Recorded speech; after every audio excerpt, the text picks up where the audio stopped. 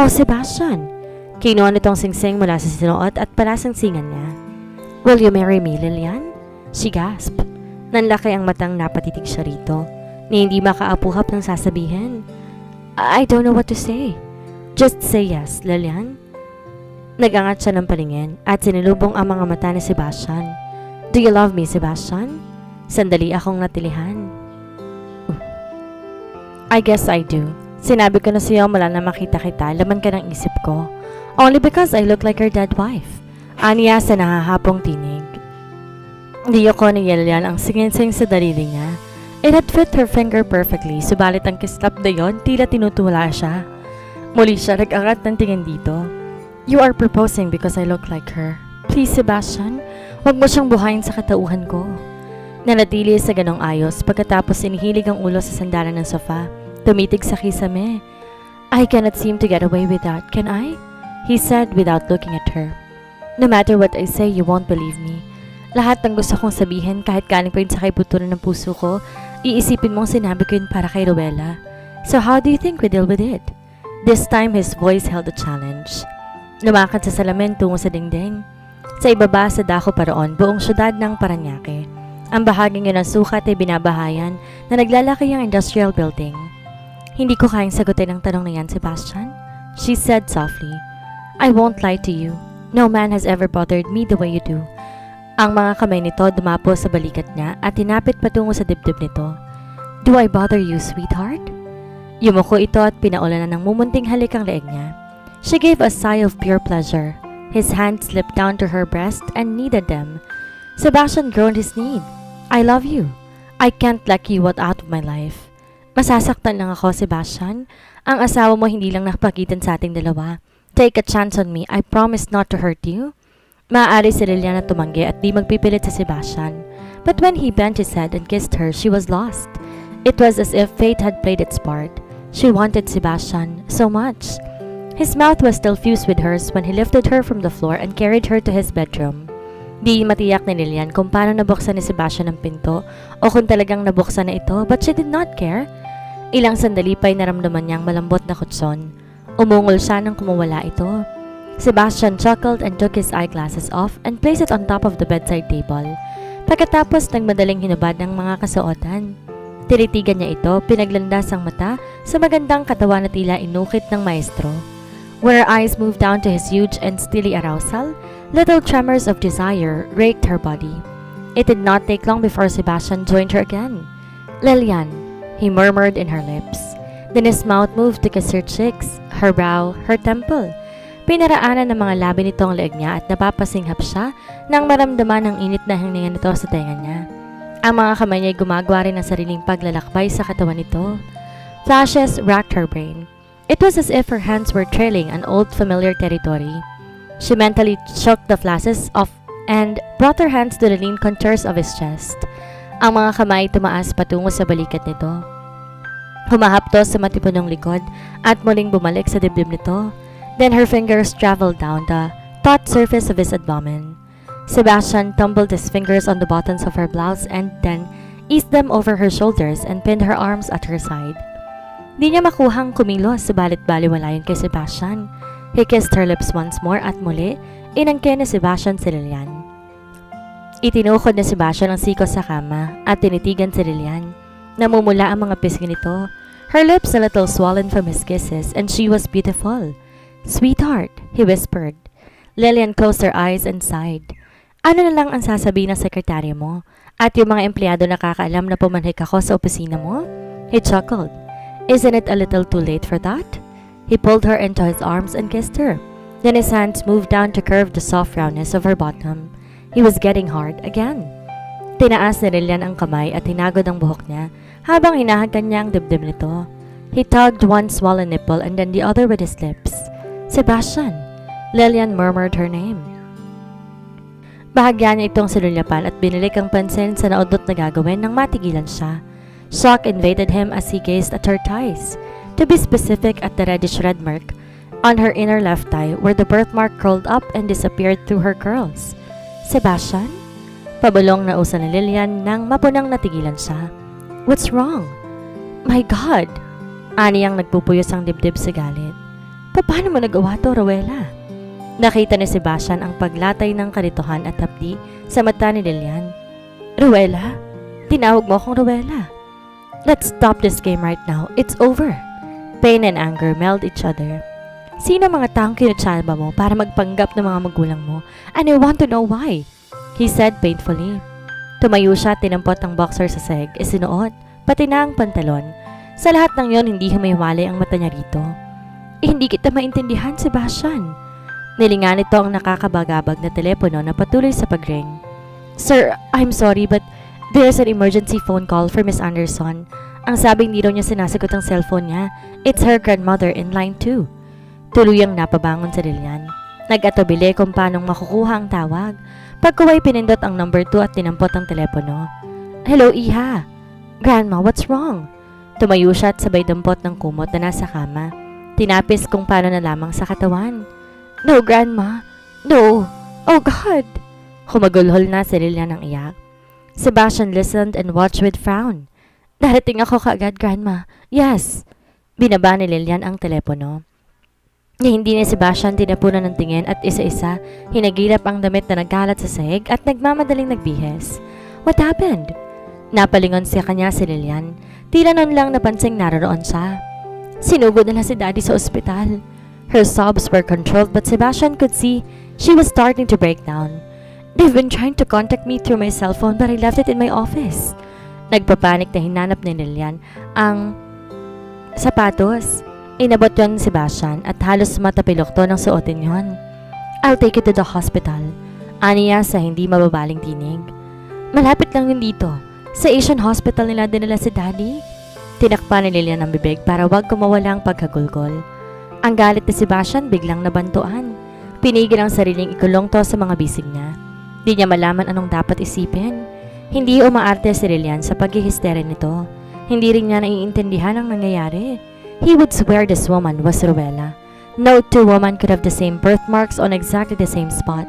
That was too much of a coincidence. Kailangan niya malaman ang katotohanan sa likod ng lahat ng to, maging yun man ang kahuli-hulihan niyang gagawin sa buhay niya. Please, hurry up, Sebastian. Get hold of yourself, Rowella. Kanina pa siya nag-overtake sa ibang sasakyan at di siya makapagpabilis ng mahigit sa 90 kilometers per hour. Alas 5:30 na at oras ng uwian ng mga commuters. Hindi pa natin alam kung anong totoong kalagayan ng daddy mo. Di na kami dapat nagtungo sa beach noong Sabado, she said in between sobs. Hindi matiyak ni Sebastian kung sinasabi nito yon sa kanya o sa sarili. Despite the anger, his heart ached for her. Nang pauwi na kami, naramdaman kong napagod si Daddy. Mahusay na ospital ang pinagdalhan sa kanya. Besides being with your grandmother and you said she's a doctor. Tumango si Lilian. Nang biglang tilay may pumasok sa isipan nito. Nilingon siya. Umaagos ang luha sa pisngi nito. Kanina mo pa ako tinatawag na Rowella. She whispered, pain laced her voice. Kung sa daddy nito o dahil tinawag itong Rowella. He muttered under his breath. Pati si Sebastian nalilito ng totoo. Di na rin niya alam kung anong iisipin at sasabihin. Muli siyang napamuranan sa pagsingit niya sa naon ng sasakyan. May bumusina na malakas sa likuran nila. He jammed on the brake and swerved to the left. You are Rowella? I saw the reddish birthmark on your thigh. What are you talking about? His jaw flexed. My wife had the same birthmark. Hindi ko naiintindihan ang nangyayari. Gusto kong isiping nagkukunwari ka lang. Pero hindi magagawang iarte ng sino mang pinakamahusay na artista sa buong mundo ang mga kinikilos mo. Pati na ang pag-aalala mo sa daddy mo. Pero titiyakin kong aalamin ko ang punot-dulo ng lahat ng to. Lilian, Rowella, whatever. She was shaking her head in confusion. You're not making any sense, Sebastian. You said your wife is dead. Inayaan kong yun ang paniwalaan ng ilang nakakaalam. I believe Sophia had not told her brother the truth either. But my wife disappeared without a trace almost 5 years ago now. Marahas ang ginawa ni Sebastian paghugot at pagbuga ng hininga. Natatanaw na niya ang Asian Hospital sa kabilang lane. He simmered down. And the horror of what was to happen to her father sank again. Grandma? Niyakap ni Lilian ang isang matandang babaeng nasa lobby na sadyang hinihintay ito. Nasaan si Daddy? Ano nangyari sa kanya? He developed a temperature this afternoon and half an hour later he had a mild seizure. She paused, took a deep breath. Nilala namin siya kaagad dito. Nasa ICU siya, Iha. Kasama niya ang cardiologist niya at ang mommy mo. Gusto ko siyang makita, Grandma. Of course, he was asking for you, honey. Tinaas nito ang mukha ni Lilian. This might be the time. Lilian, gusto kong lakasan mo ang loob mo. Tinakpan ni Lilian ng kamay ang bibig upang wag mapabulalas ng iyak. Si Sebastian nasa likuran. Hindi na marami naisip ni Lilian na kasama siya at di rin naman napapansin na matang ng babae na may kasama ang apo nito. No, Grandma. No, please, do something. I can't let him die. I haven't been with him for long. Sebastian saw the grandmother stiffen. What did you say, Dad? Say what? Matagal na tinitigan ng matandang babae si Lilian bago humugot ng malalim na hininga. Pagkatapos umiling, let's go and see Nicholas. In her distress, Lilian had totally forgotten him. Sinundan ni Sebastian na maglola hanggang sa ICU kasama ng ilang taong paruot pa rito sa ospital. Tuloy-tuloy ang maglola sa loob. Minabuti niyang manatiling nasa labas ng ICU at doon maghintay. Lumalalim ng gusto ang kalituhang nararamdaman ni Sebastian. There must be an explanation to all of this. Lilian was Rowella, or Rowella was Lilian. He'd bet his life on it. 6 months. Napakaiksing panahon kung ihahambing sa ibang mag-asawa, but they had precious 6 months together. They had laughed together, nurtured each other, complimented each other. Sinabi ng lahat na para magkasundo ang dalawang tao, kailangan compatible sila sa isa't isa. They were absolutely wrong. He was the sun as Rowella was the moon, but she had complimented him as he had her. Pinupunan ng isa ang kakulangan ng bawat isa. No other woman could take away his memories of Rowella. Maaring paghilumi ng panahon ng sugat, ang sakit na nararamdaman niya. Subalit hindi mawawaglit sa puso niya ang maraming magagandang alaalang na tipon sa bawat araw sa loob ng 6 na buwan. He had not looked at Lilian because she was Rowella's mirror image. It was because she was Rowella. My God! She felt like Rowella. She made love like Rowella, with all the consuming passion she could give, and no two person could bear the same birthmark unless they were sisters. Natigilan si Sebastian doon. Where did that thought come from? Pagkatapos wala sa loob, nalingon niya ang pinto ng ICU. Daddy? Her father smiled faintly. Ang kamay nitong kaano-anong nakakabit sa banayad na tumaas at tumilot sa pisngi niya. She held his hand tightly. Her tears were unstoppable. Her mother was crying silently in one corner. Sa likuran ni Lilian, nakatayo ang lola niya. I hate to go, honey, Nicholas whispered. You know I love you so much, don't you, baby? As I love you, Daddy, please hang on, Dad. Please, for me? Sadness crossed Nicholas' tired eyes. My heart should have stopped beating long ago had it not been for you, sweetheart. I tried so hard to fight death, praying every night to give me another day because of you. Gusto ko ipagkalob sa iyo ang pagmamahal ng isang ama, tulad ng pagmamahal ko kay Lilian. Bahagyang narinig ni Lilian ang malakas na pagsinghap ng lola niya. Words would not even come. Her throat ached. Her father squeezed her hand. Sa kabila ng lahat, kumistap ang mga mata nito. I am sorry that won't have the chance now to meet this big crush of yours. Natigilan si Lilian. Oh, Daddy, he's with me. Kasama ko siyang dumating dito. She turned around her frantically, pagkaway tumayo. Where's Sebastian? Nahinto sa pag-iyak si Ninita. Pinaglipat-lipat ang mga mata sa kanya, kay Nicholas, sa lola niya, at si nurse na nasa malapitan. Oh, Mommy, please. Baka nasa ibaba si Sebastian? Gusto ko makita siya ni Daddy, please. What's his name, ma'am? Tanong ng nurse. I will have him paged. Sebastian. Sebastian Fernandez? A sharp gasp came out of Remy's throat, but nobody took notice. Lumakad tungo sa isang section ng ICU yung nurse para ipapage si Sebastian. Muli, binalikan ni Lilian ng ama. Kinulong sa kamay ang palad nitong halos wala ng dugong dumadaloy. Just wait, Daddy. You will get a chance to meet him. Di sumagot si Nicholas na bahagya na nakapikit. Hysteria bubbled up inside her. Pagkaway bumukas ang pinto ng ICU at pumasok si Sebastian. His eyes searched the whole room for Lilian. Na makita to ni Remy, humakbang to tungo sa isang silya at nanghihinang umupo. Lilian! Sebastian! Oh God, I'm glad you're still here. Ginawakan ni Lilian to sa braso at inilapit sa hospital bed ng ama. Dad, I want you to meet Sebastian. Sebastian cleared his throat. Yumuko, Mr. Anderson? Sanikap ni Nicholas na imulat ang mga mata. Na ilang sandaling tinititigan ito si Sebastian, which Leon doubted if his remaining vision allowed his father to see Sebastian clearly. Gorgeous, her father said. And Lillian almost smiled. Take care of my daughter? Son, particularly the daughter of mine, is priceless.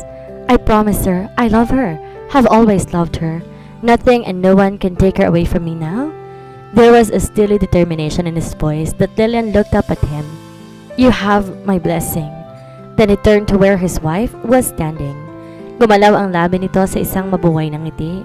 Nang ipikit ni Nicholas ang mata at tumunog ang monitoring machine, napatayo si Remy at pinulsuhan ito. Ang dalawang doktor ni Nicholas na nasa malapitan lang, nagmamadaling lumapit. Si Renita'y patuloy sa tahimik na pag-iyak sa isang sulok. Si Liliana subsob sa braso ng ama. Her shoulders were shaking. Hinawakan siya ni Sebastian sa mga balikat at itinaas. She went willingly and cried on his shoulders. There was no vigil. Yun ay bilang pagsunod sa kahilingan ni Nicholas, not wanting to prolong the agony of his loss. His body was cremated. Pagkatapos ng 48 oras, ang abo nito dinala sa huling hantungan ng mausoleo ng pamilya. Bye, Daddy.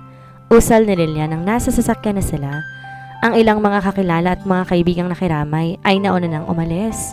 Pinandar na ni Sebastian palayo doon ang Volvo. Nasa unahan nila ang sasakyan ni Nenita at Remy. Walang usapang namagitan sa dalawa hanggang makarating sila sa Southwoods. Pinagbuksan ni Sebastian si Lilian ng pinto at inakay ito palabas. Para si Lilian robot na sunod-sunuran. Papasok na sila sa kabahayan nang lumabas sa malaking pinto si Remy. Maraming salamat sa pagdamay mo sa akin at sa aking apo, Mr. Fernandez, she said in a voice without any emotion. Please, allow us to spend a few hours together. Yes, of course, ma'am, he said. Niyoko ni Lilian ang mamumugtong mga mata at tumihingi ng pangunawa. Pagod na si Lilian, sigurado kong alam mo na yon. Naiintindihan ko. Hinarap siya nito. Till you call up. I would appreciate kung hindi ito mas maaga. Kailangan magpahinga ng apo ko. 2 gabi siyang walang itinulog, which I am sure you are aware of since you never left her side. Lola! Tama ang lola mo, Lilian. Hindi kita binibigyan ng space since 2 days ago. Patawad. Magkita-kita tayo sa 3 araw at mag-leave ka hanggat kinakailangan. Salamat sa lahat, Sebastian. She whispered and she saw in his eyes that he wanted to take her in his arms and kiss her had it not been for the presence of her grandmother. Yun din naman ang gusto ni Lilian. He'd missed him so much. Totoong nasa tabi niya si Sebastian at dinadamayan siya magmula nang mamatay ang daddy niya. Umuwi lang to minsan para magbihis at bumalik din kaagad. Pero may pakiramdam siyang napakalayo nito. Parang may nakapagitan sa kanilang dalawa na hindi niya mawari. And then, there was that unfinished conversation about his wife. Di niya ganang matandaan liban sa sinabi nitong siya si Rowella, and all because of her birthmark, na ayon dito'y meron din si Rowella. She closed her eyes. Ang ulo ilang beses sumakit sa nakalipas sa 2 araw, lalo pang pinasasakit ng kaisipang iyon. Grandma, I guess I have to hit my pillow and sleep through morning. It was still 4 o'clock in the afternoon, but she was bone tired and weary. Do that, honey. Magpapapanik ako ng gatas kay Simang para mainom mo bago ka matulog. Anong sinasabi mo, iho? Gilalas na tanong ni Marcella. Si Lilian ay si Rowella, mama. Tinitiyak ko sa'yo yan. Hindi ko kayang ipaliwanag kung paano nangyari. I still have to find that out. Are you mad? Nagsalubong ng gusto ang mga kilin nito. Ikaw mismo 2 araw nang halos dun na sa kanila nakatira dahil namatay ang ama nito, while Rowella was an orphan. Nakatagpo mo siya sa Santo Rosario Orphanage. Pero Diyos por santo, iho. Ma, taglang niyang birthmark ni Rowella, exactly on the same spot, at her inner left thigh. His voice trailed off. Nakita niyang panalaki ng mata ng ina na sinasabi niya. He sighed. So we made love. That is how I found out about that birthmark. Nang dahil lang sa magkahawig na balat, tiniyak mong si Lilian Anderson ay si Rowella? What is wrong with you, Sebastian? Labis ng pagkahibang mo sa paghahanap sa asawa mo. Bakit di mo tanggapin ang posibilidad na maaaring patay na siya? Nitong nakalipas na 1 buwan, mahigpit, nakanda na akong tanggapin ang bagay na yan, Mama. And then I saw Lilian's application photo. And one thing led to another. This is ridiculous. Kung may pagtingin ka kay Lilian Anderson, so be it. Pero ang sabihin siya ay si Rowella? She shook her head in frustration. You are becoming irrational, iho. Ma, I had a chance to exchange a few words with Mr. Anderson before he died, and something he said bothered me. Gusto kong isipin hindi niya alam ang sinasabi niya dahil ilang sandali lang, matapos kami mag-usap ay nalagutan na siya ng hininga. Gusto kong isipin hindi niya alam ang sinasabi niya dahil lang sandali lang. Hinilot ni Sebastian ng batok, tumingala sa kisame. But I'd bet my life that he was lucid. Anong ibig mong sabihin? He said something like this. This particular daughter of mine is priceless. Paputol-putol ang paraan niya sa pagsasalita pero malinaw. He used the word particular, meaning there were several or perhaps another daughter. Be reasonable, Sebastian. Kung si Lillian Anderson ay si Rowella, sa palagay mo ba, hindi kanya makikilala? I have thought about it 1,000 times already, Mama. She was not faking it. Even her distress when her father died was genuine. She looked so calm and dignified in her distress. She did not even scream. Pero nakita't naramdaman kong matinding pamimighati na halos tumurog sa puso ko. We are back to square one. May paliwanag sa lahat ng to, Mama. Maybe there are solid pieces of evidence that Lillian is not Rowella. I had her investigated and there were records of her birth, of her high school days, even photographs, and there were even hospital records too. But my heart refuses to accept that. Then see our cardiologist. Marcella snapped. There must be terribly wrong with your heart. Yun lang at tinalikuran ni Sebastian ng ina. At dito na po nagtatapos ang kabanata ng ating kwento. Sana'y muli niyo po akong samahan sa mga susunod pang kabanata. Maraming salamat po. Ingat po tayong lahat.